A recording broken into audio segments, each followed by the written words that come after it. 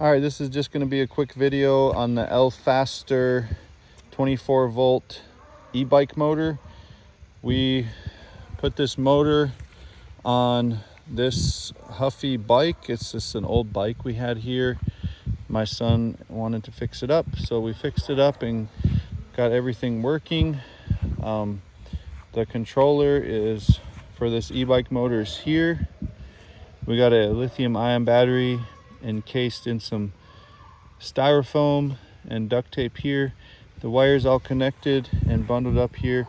That's self-explanatory, all in instructions. There's other videos on how to do that. This right here is the throttle, okay, and the key switch. Now this bike comes with a bracket that we were not able to use because it wouldn't fit this bike. One other thing, the bracket will not fit any bike with a disc brake, more than likely. This sprocket would be in the way of a disc brake, so you will have to have the old style clamp brakes for this motor to work.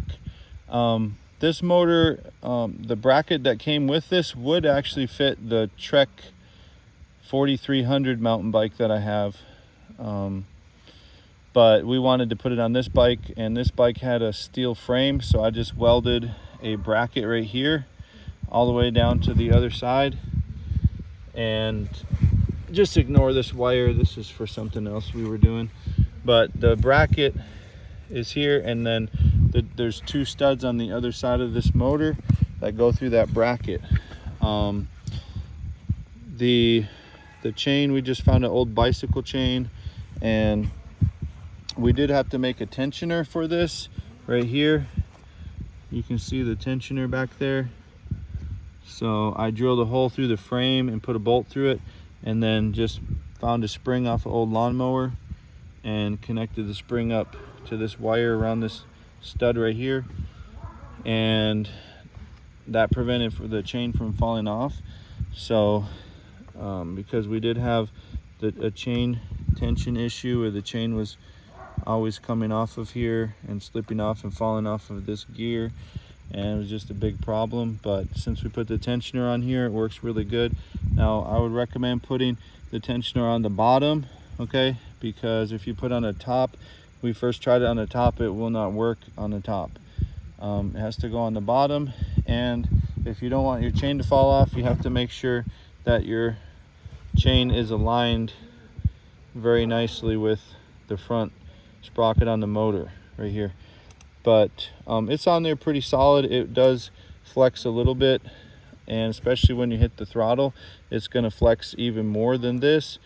That's why I'm planning on welding a bracket from here up to this stud and drilling a hole through there, and then just tacking a bracket down right here. I probably won't even have to take the motor off.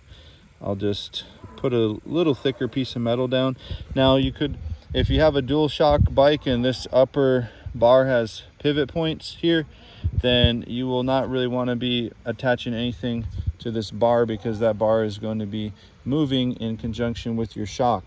So this motor will work really a lot better on a bike that has no suspension and these style brakes, and it looked to me like it will work perfectly on a Trek 4300 mountain bike, and they're a little older style aluminum frame mountain bikes. But any steel frame bike, you could easily make yourself a bracket, get someone to weld a piece of metal there for you, drill a couple holes in it. So overall, this motor is a pretty good motor, and it works well for the money that was paid for it overall, and have really no major complaints about it. It's been pretty good.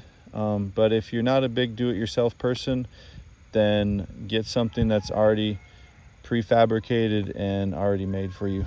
So we're gonna he's gonna drive it right now and show you how fast it goes.